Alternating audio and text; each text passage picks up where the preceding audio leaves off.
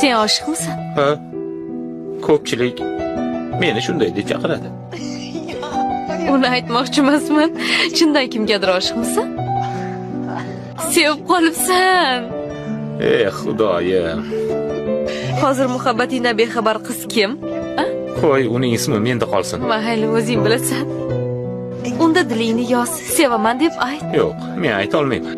Bir odamni uzoqdan sevib bo'lar ekanmi? Odamni ich-etini yeb bitiradi-yu. Yo'q, men shunaqa sevaman. Shartsiz, maqsadsiz, manfaatsiz. Kichik narsalardan ham quvonch topasan. Bir bor kulsa, menga kuldimi deb o'ylaysan. O'sha ehtimolni ham sevasan. Uzoqdan sevishning gashti boshqa.